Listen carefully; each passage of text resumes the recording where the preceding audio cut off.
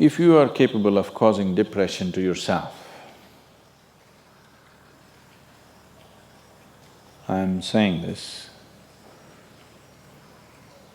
not without any concern for your illness or not due to lack of compassion, because that is the nature of what's happening to you. If you're causing depression to yourself, you are able to generate substantial amount of intense emotions and thoughts, but in the wrong direction. If you don't have very strong emotions, very intense thoughts about something, you cannot get depressed.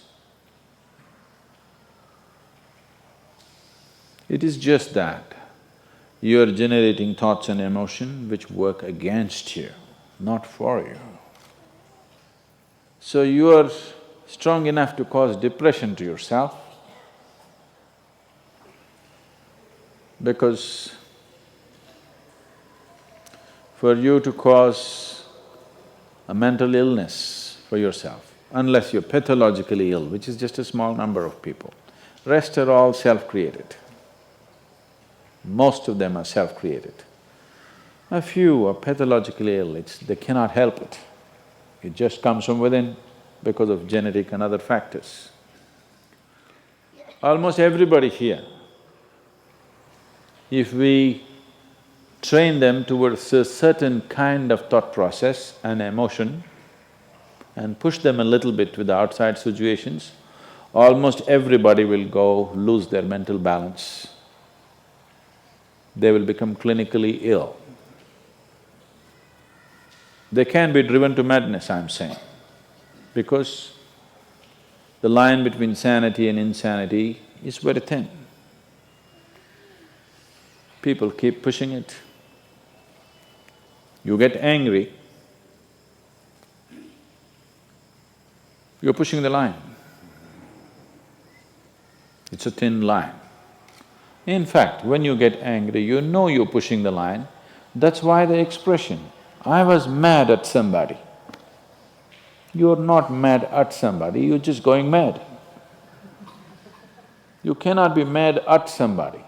You're just pushing your sanity, the boundaries of sanity and moving into insanity for a certain period of time and coming back.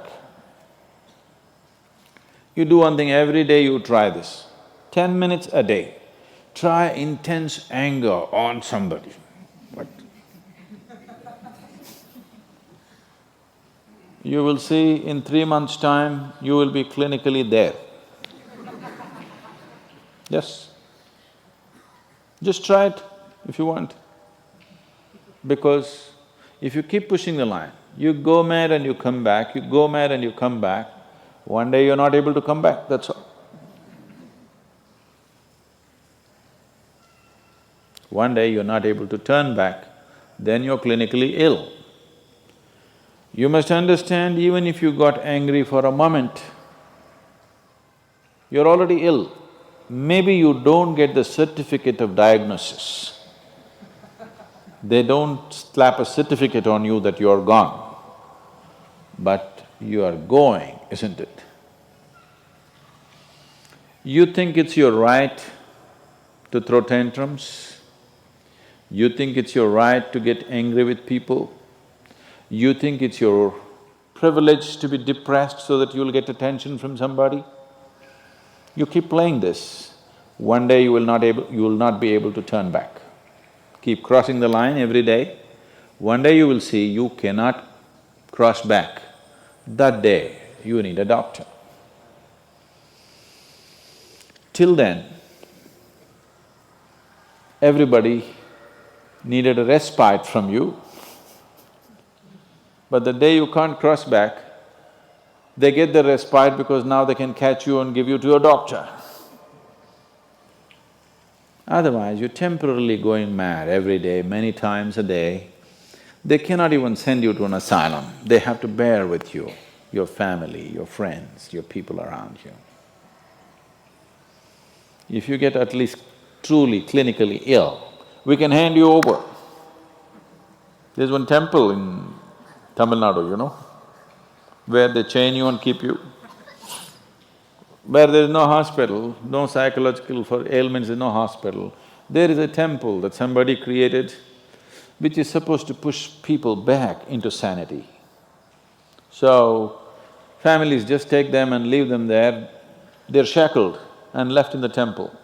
You give them some money, they'll feed you, and you're just there like an animal, tied up.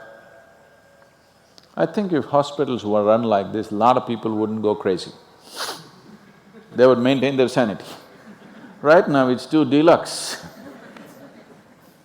If you make hospital extremely comfortable, it'll become an incentive to become sick. And you have incentives in your life to become ill, right from your childhood. You got the maximum attention only when you fell ill. When you are happy, they screamed at you. When you squealed in joy, they screamed back at you, adults. You… then boo-boo, boo-boo, boo-boo, boo-boo. When you are a child, physical illness is good because you'll get attention from your mother and father and everybody around you, and you don't have to go to school on that day. So you learn the art of falling physically ill. But once you get married, you learn the art of becoming mentally ill. Because if you want to get attention, you go sit in a corner, act depressed, people will pay attention to you. So, you keep playing this game, one day you're not able to cross the line back. That day, you're clinically ill. Unfortunately, in many ways, not just in the way that I said now, in many different ways, I would say 70% of illnesses on the planet, all kinds, are self-created. Even if you get an infection, there is a way. If you keep yourself in a certain way, physically and mentally, the virus and the bacteria will not work the same way as it works upon somebody else. If you set yourself like this, no matter what's happening, anyway, I have to go and do this, this and this. There's no break from that. The last 29 years, I have not been able to cancel one program because I'm running temperature, I got a cold, I got this, I got that. It doesn't matter what's happening, what you have to do, you anyway have to do. You can't turn back on that. Either out of your commitment or you have a boss like that. One way or the other, if it happens, then you will see, you will not at all fall sick so often. Because if you have temperature, you still have to go. If it's summer, you still go, right? Now, a lot of people don't go. It's a little hot outside, they don't go and work. Little cold outside, they don't go and work. A little raining, they won't go and work. A snowflake, they will not go and work. This is just weather. So for every change in weather, if you have the comfort of covering yourself in a blanket and lying down, once you create that, your body will learn to fall sick as often as possible. If you just keep it this way, it doesn't matter what it is, anyway I have to go and do what I have to do, you will see your body will just bounce back as quickly as possible, even if it gets the worst kind of infections. So, you just have to set the necessary conditions for health, necessary incentives for health, both for yourself and your children if you have them. Do not set incentives for sickness. If a child is sick, observe him from a distance, never go cuddle him.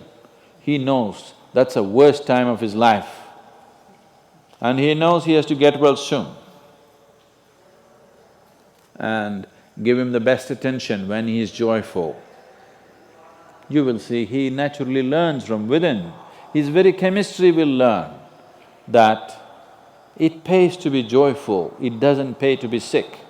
If you make this very clear to your own biology, to your own chemistry and to everybody around you, you will see people will not fall sick as often as they are right now. So set that up for yourself. You will see you will get healthy. If you can turn your mind this way, you can also turn it this way. I want you to understand this. No, no, I'm like this because my father abused me when I was 7 years of age. If you know all that bullshit, you can as well turn yourself around, isn't it? It's time. You must understand, mentally, physiologically, chemically, energy-wise, you must clearly understand it doesn't pay to be sick, unhappy, depressed. It doesn't pay. To be joyful and ecstatic, it pays. If you make this clear to all these people inside, they will all behave properly.